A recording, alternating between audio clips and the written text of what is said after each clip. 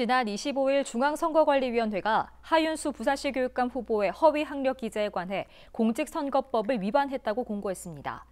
후보자 등록 당시 충분히 검증 가능한 내용이었다는 목소리도 나오는데요. 올바른 제도 마련의 필요성도 함께 제기되고 있습니다. 최형광 기자의 보도입니다. 지난 25일 중앙선관위는 하윤수 부산시 교육감 후보가 공직선거법을 위반했다고 밝혔습니다. 앞서 22일 김석준 후보 측에서 남해 종고와 부산산업대를 졸업한 하 후보가 졸업 이후 변경된 학교명인 남해 제1고와 경성대로 학력을 표기했다며 이의를 제기한 지 사흘 만입니다.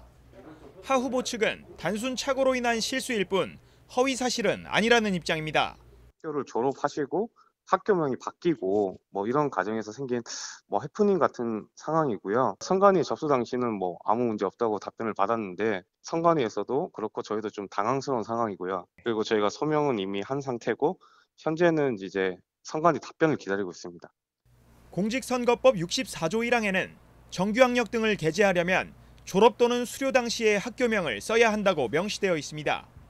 비슷한 사례로 지난 2014년 대전의 구의원 선거에 출마한 한 후보가 졸업 후 변경된 대학명을 기재해 선거법 위반으로 벌금 80만 원을 선고받은 바 있습니다.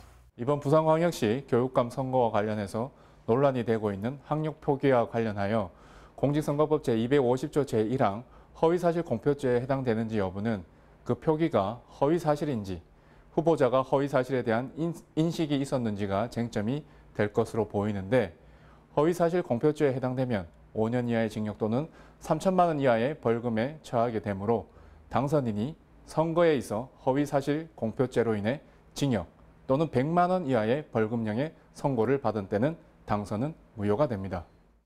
또 다른 사례로는 지난 2010년 실시된 제5회 지방선거에서 충북의 군의원 선거에 출마한 모 후보가 A고등학교를 중퇴하고 B대학교 경영행정대학원 석사 과정을 수료했는데 학력란에 A고등학교 졸업과 B대학교 경영행정대학원 석사라고 기재해 벌금 200만 원을 선고받은 바 있습니다. 선관위의 촘촘한 검증이 없다면 시민의 혈세는 2배로 낭비될 수밖에 없습니다. 검증 시스템을 강화하기 위해 각 당 후보자가 공천 신청 시 중앙당에 제출하는 자기소개서를 유권자에게 공개하자는 목소리도 나옵니다. 선거 공보물 정도에는 적어도 500자나 1000자 이내에서 후보 스스로가 자기가 왜 기초의원이 돼야 되고 시의원이 돼야 되고 왜 유권자들이 자기에게 표를 줘야 되는 훌륭한 인물인지에 대한 짧은 소개글 이런 것들을 저는 넣는 걸 조금 의무화하는 것도 괜찮지 않을까 그런 생각을 합니다. 우리 동네 대표 일꾼을 선출하는 지방선거. 유권자의 시선에서 다양한 고민이 선행되어야 하는 이유입니다.